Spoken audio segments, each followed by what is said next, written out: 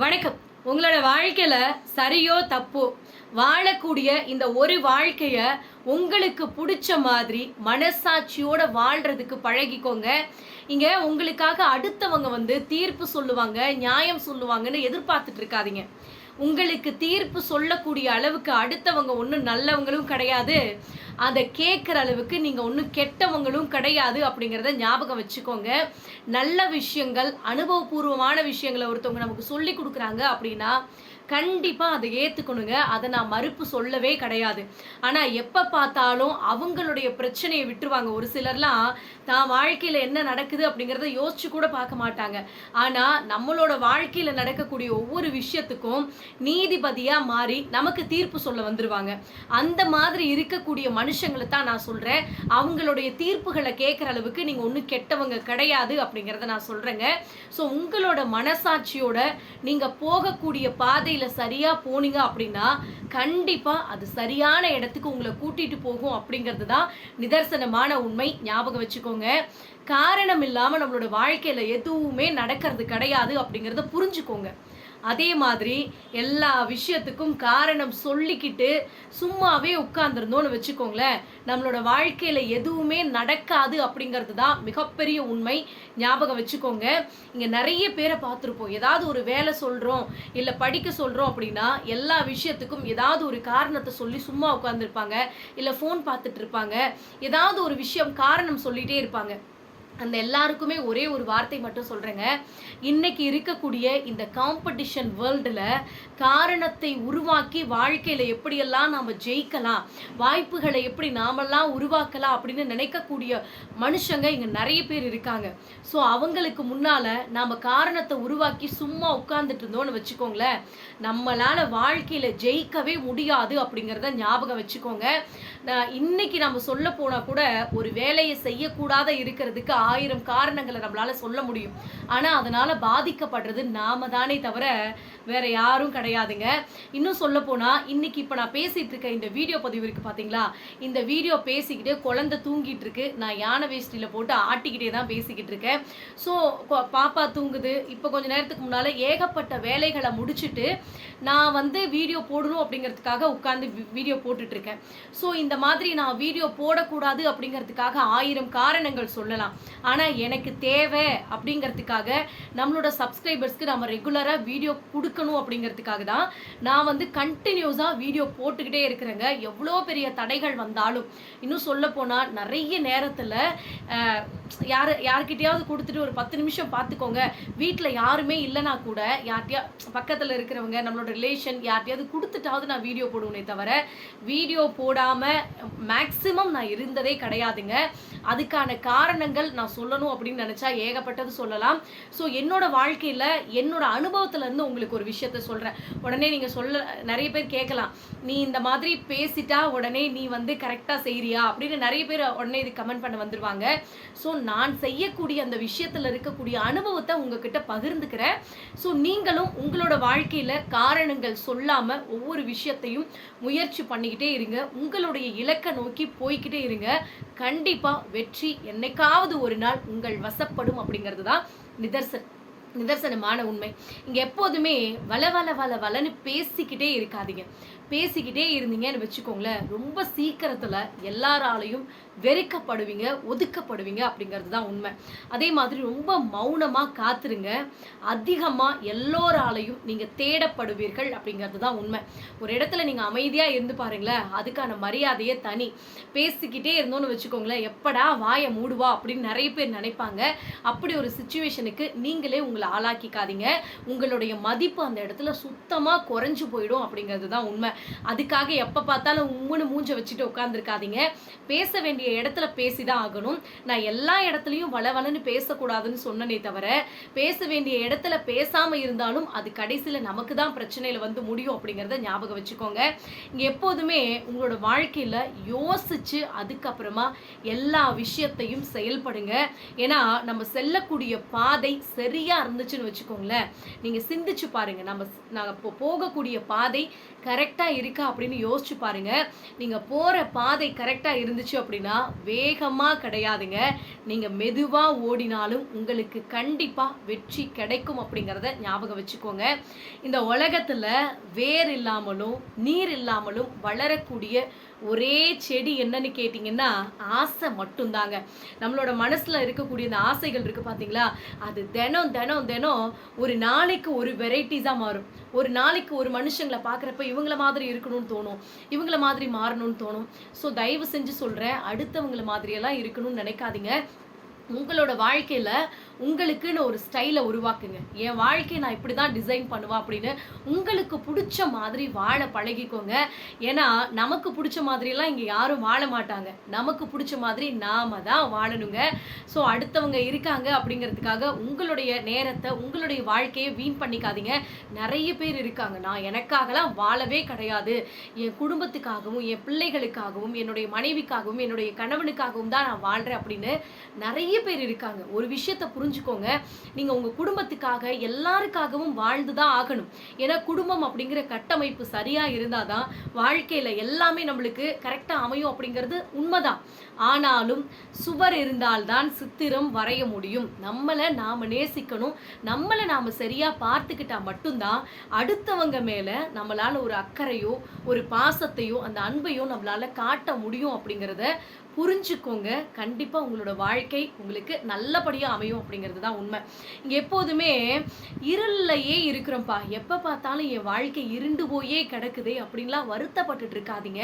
ஒரே ஒரு விஷயத்த தெளிவா ஞாபகம் வச்சுக்கோங்க, இந்த இருள் கூட விடியலை நோக்கித்தான் போய்கிட்டு இருக்கு அப்படிங்கிறத ஞாபகம் வச்சுக்கோங்க. நிறைய பேரை பார்த்துருக்கேன், என் வாழ்க்கையிலலாம் வெளிச்சமே வராதா, அந்த கடவுளுக்கு கண்ணே இல்லையா, ஏன் என்னை மட்டும் இப்படியெல்லாம் சோதிக்கிறாரு அப்படின்னு வருத்தப்பட்டுக்கிட்டே இருப்பாங்க. ஒரு விஷயத்தை ஞாபகம் வச்சுக்கோங்க, வருத்தப்பட்டுக்கிட்டே இருக்கும் அப்படின்னா நம்மளோட வாழ்க்கை மாறவே மாறாதுங்க. என்ன முயற்சி பண்ணியிருக்கோம், நம்மளோட வாழ்க்கை இந்த இந்த லெவல்ல இருந்து அடுத்த கட்டத்துக்கு போறதுக்கு நாம என்ன பண்ணியிருக்கோம் அப்படிங்கிறத ஞாபகம் வச்சுக்கோங்க. நீங்க ஏதாவது செஞ்சிருந்தீங்கன்னா அப்படின்னா தான் உங்களோட வாழ்க்கை மாறுமே தவிர சும்மா உட்காந்துக்கிட்டு யோசிச்சுக்கிட்டு ஃபீல் பண்ணிக்கிட்டே இருந்தோம் அப்படின்னா நம்மளோட வாழ்க்கை என்னைக்குமே மாறாது அப்படிங்கிறத தயவு செஞ்சு புரிஞ்சுக்கோங்க. எப்போதுமே உங்களுடைய சுய கௌரவம் இருக்கு பார்த்தீங்களா, அது மற்றவங்களுக்கு திமிரா தெரியுது அப்படின்னா அது உங்களோட தப்பே கிடையாதுங்க. ஞாபகம் வச்சுக்கோங்க, பார்க்கிறவங்களுடைய பார்வையில தான் குறை இருக்கு அப்படிங்கிறத புரிஞ்சுக்கோங்க. உங்களுடைய அந்த கௌரவம் இருக்கு பார்த்தீங்களா, அதுதான் உங்களுடைய அடையாளம், அது உங்களுடைய தனித்துவம் அப்படின்னு வச்சுக்கோங்களேன். ஆனால் இதை பார்க்குறப்ப மற்றவங்களுக்கு திமிரு பிடிச்சவங்க அப்படின்னு கூட தோணலாம். ஸோ என்னை பொறுத்த வரைக்கும் நீங்கள் சரியான பாதையில் போகிறீங்க, யாருக்கும் கெட்டது இது பண்ணலை, உங்களை ஒருத்தவங்க ஒரு இடத்துல இன்சல்ட் பண்ணுறாங்க அப்படின்னா அந்த இடத்துல உங்களுடைய சுய கௌரவம் சுயமரியாதை அவங்களுக்கு திமிரா தெரியுது அப்படின்னா தெரிஞ்சுட்டு போட்டுமே, தப்பு கிடையாதுங்க. ஏன்னா இது உங்களுடைய வாழ்க்கை.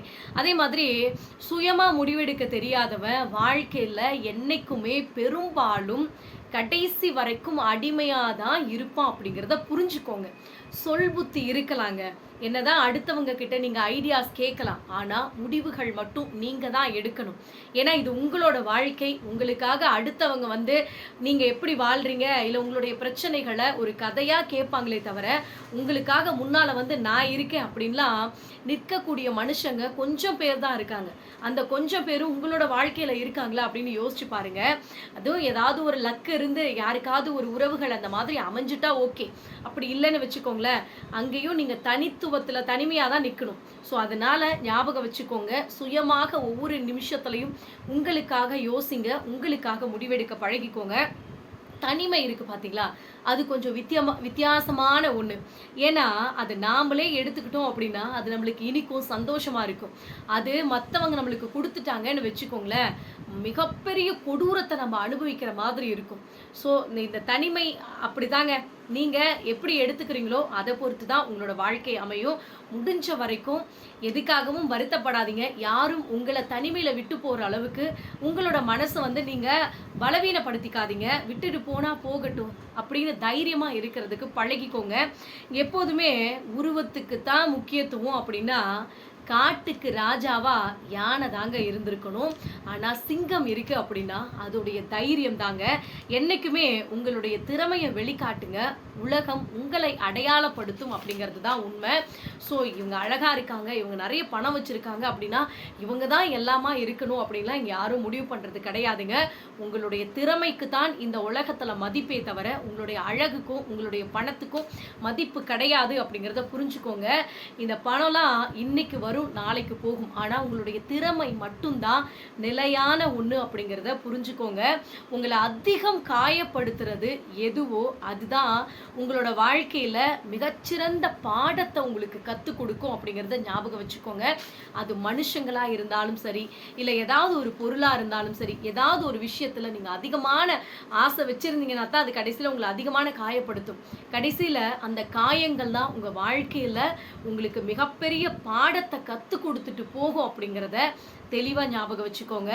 இங்கே நான் ஜெயிக்கணும் அப்படின்னு உங்களோட வாழ்க்கையில் முயற்சி பண்ணுங்க, செயல்படுங்க, தப்பு கிடையாது. ஆனால் நான் மட்டும்தான் ஜெயிக்கணும் அப்படின்னு என்றைக்குமே நினைக்காதீங்க. அப்படிப்பட்ட எண்ணம் இருந்துச்சு அப்படின்னா நம்மளோட வாழ்க்கையில் என்னைக்குமே நம்மளால முன்னேறவே முடியாது அப்படிங்கிறத ஞாபகம் வச்சுக்கோங்க. நம்மளோட சப்ஸ்கிரைபர் ஒருத்தவங்க கமெண்ட் பண்ணியிருந்தாங்க, என்னங்க நீங்கள் எப்போ பார்த்தாலும் சுயநலமாகவே இருக்க சொல்கிறீங்க, உறவுகள் அப்படின்னா விட்டு கொடுத்து போகணும் அப்படின்னு நீங்கள் கமெண்ட் பண்ணியிருந்தீங்க. உண்மை அதுதாங்க. உறவுகள் அப்படின்னா விட்டு கொடுத்து தான் போகணும். நான் இல்லவே இல்லைன்னா சொல்ல கிடையாது. ஒரு விஷயத்தை நீங்கள் புரிஞ்சிக்கவே மாட்டேங்கிறீங்க. ஒவ்வொரு வீடியோ பதிவுலையும் நான் சொல்கிறது இதுதாங்க. நம்மளை மதிக்காத, நம்மளை இன்சல்ட் பண்ணுற, நம்மளை ஒரு மாதிரி கேவலமாக நடத்தக்கூடிய ஒரு இடத்துலையும் நம்ம விட்டு கொடுத்தே போய்கிட்டே இருந்தோம் அப்படின்னா கடைசி வரைக்கும் நம்ம அடிமையாக இருக்கிறதுக்காக தான் இந்த உலகத்தில் நம்ம பிறந்தமா. யோசிச்சு பாருங்க. நிறைய பேர் அதை புரிஞ்சிக்கவே மாட்டேங்கிறாங்க. ஆவுனா கமெண்ட் பண்ண வந்துடுறாங்க, குடும்பத்தையே நீங்கள் தான் பிரிக்கிறீங்க அப்படின்னு நீங்கள் கேட்குறீங்க. எனக்கு ஒரு விஷயம் சுத்தமாக புரிய மாட்டேங்குது. நீங்கள் உண்மையாகவே கரெக்டாக நடந்திருந்தீங்க அப்படின்னா நான் போடக்கூடிய இந்த வீடியோ பதிவு உங்களுக்கு குத்தாது, உங்களை கஷ்டப்படுத்தாது. ஸோ உங்களை கஷ்டப்படுத்துது அப்படின்னா கண்டிப்பாக ஏதாவது ஒரு இடத்துல நீங்கள் தப்பு பண்ணுறீங்க, இல்லை யாரோ ஒருத்தரை நீங்கள் அடிமையாக்கி வச்சுருக்கீங்க, இல்லை அடிமையாகவே வச்சுருக்கணும்னு நினைக்கிறீங்க அப்படிங்கிறது தான் உண்மை. ஸோ இது என்னோட கருத்துங்க. உங்களோட கருத்து என்னன்னு மறக்காமல் கமெண்ட் பண்ணுங்கள். இன்றைக்கும் எத்தனையோ பேர் நம்மளுக்கு கமெண்ட் பண்ணுறாங்க, வயசான காலத்தில் இந்த வீடியோ பதிவை நான் பார்த்துட்டேன். ஐ மீன் இப்போ கிடைச்ச இந்த பதிவு ஒரு 10 வருஷம் 20 வருஷத்துக்கு முன்னால் கிடைச்சிருந்தா என் வாழ்க்கையை இன்னும் கொஞ்சம் நான் நிதானமாக என்னை நான் பக்குவப்படுத்திக்கிட்டு நான் கரெக்டாக வாழ்ந்திருப்பேன். இந்த சின்ன வயசில் உங்களுக்கு இவ்வளோ பெரிய அனுபவம் கிடைச்சிருக்கிறது ஆச்சரியமாக இருக்குது அப்படின்னு நிறைய பேர் பாசிட்டிவாக கமெண்ட் பண்ணுறீங்க. உங்கள் எல்லாருக்குமே என்னுடைய மிகப்பெரிய நன்றிகள். தயவு செஞ்சு சொல்கிறேன், நீங்கள் இப்போ நெகட்டிவாக ஒரு கமெண்ட் ஒருத்தர் பண்ணியிருந்தீங்கல்ல, நான் சுயநலமாக யோசிக்கிறேன், எல்லாருக்கும் சுயநலமாக சொல்லி கொடுக்குறேன் அப்படின்னு சொல்கிறீங்கல்ல, அவங்களுக்கு எல்லாத்துக்குமே ஒரே ஒரு விஷயம் மட்டும் சொல்கிறேங்க. மனுஷங்க அப்படிங்கிறது எல்லாருக்குமே ஒரு எப்படி சொல்கிறது, ஈக்குவலான ஒன்று தான். மனுஷங்க அப்படின்னா மனுஷனாக பிறந்த எல்லாருமே பிறப்பால் சமந்தான். இவங்க பெண்களாக பிறந்துட்டா அடிமையும் கிடையாது, ஆண்களாக பிறந்துட்டா அதிகாரம் பண்ணணும் அப்படின்னு அவசியமும் கிடையாது. அதே மாதிரி பெண்கள் நல்லா வசதியாக இருக்காங்க, வேலைக்கு போகிறாங்க அப்படின்னா அவங்க ஒரு ஆணை அதிகாரம் பண்ணணும் அப்படின்னு அவசியமும் கிடையாது. ஸோ தயவு செஞ்சு புரிஞ்சுக்கோங்க, ஆணும் பெண்ணும் இங்கே சமம் அப்படிங்கிறத என்னைக்கு நம்ம புரிஞ்சுக்கிறோமோ உணர்ந்துக்கிறோமோ அங்கே தான் வாழ்க்கை சந்தோஷமாக இருக்கும். இங்கே நிறைய பேர் பெண்கள் என்னுடைய கணவனுக்கு நான் இதெல்லாம் செய்கிறேன், இந்த பணிவிடைகள்லாம் செய்கிறேன், இது எனக்கு சந்தோஷமாக இருக்குது அப்படின்னு நிறைய பேர் சொல்கிறாங்க. இதெல்லாம் நல்ல விஷயம் தாங்க. கணவன் மனைவிக்கும் மனைவி கணவனுக்கும் அவங்க தான் துணை கடைசி வரைக்கும். இவங்க அவங்களுக்கும் அவங்க இவங்களுக்கு தான் துணையாக இருக்கணுங்க. அதுதான் சந்தோஷம், அதுதான் நிம்மதி. அப்படி இல்லாத பட்சத்தில் வாழ்க்கையில் யாரும் கஷ்டப்படக்கூடாதுங்கிறதுக்காக தான் இந்த வீடியோ பதிவு. துவண்டு போயிடக்கூடாது வாழ்க்கையில். நிறைய பேர் நம்மளுக்கு கமெண்ட் பண்ண ஒருத்தர்லாம் நான் வாழ்க்கையவே முடிச்சுக்கலாம் அப்படின்ட்டு வந்தேன், இந்த வீடியோ பார்த்தோன்னே எனக்கு ஒரு கான்ஃபிடென்ட் வந்துருச்சு, இந்த நிமிஷத்துலேருந்து நான் புதுசாக என்னோட வாழ்க்கையை ஆரம்பிக்கிறேன் அப்படின்னு ஒருத்தர் கமெண்ட் பண்ணியிருந்தாரு. இந்த ஒரு சின்ன கமெண்ட் இருக்குது பார்த்தீங்களா, ஒரு மனுஷனோட வாழ்க்கையவே மாற்றிருக்கு அப்படிங்கிற மிகப்பெரிய திருப்தியை எனக்கு கொடுத்துருக்குதுங்க. அது போதும் என்னோட வீடியோஸ்க்கு. ஸோ இந்த மாதிரி என்னோட வீடியோ பதிவு உங்களுக்கு பாசிட்டிவாக இருக்குது அப்படின்னா மறக்காமல் கமெண்ட் பண்ணுங்கள். இல்லை நான் பண்ணுறது தப்பு தான், நான் பேசுகிற விதங்கள் உங்களுக்கு ஏதாவது ஒரு விதத்தில் பாதிச்சிருக்கு, இந்த மாதிரியான கருத்துக்கள்லாம் சொல்லக்கூடாது அப்படின்னாலும் மறக்காமல் கீழே கமெண்ட் பண்ணுங்கள். நன்றி, வணக்கம்.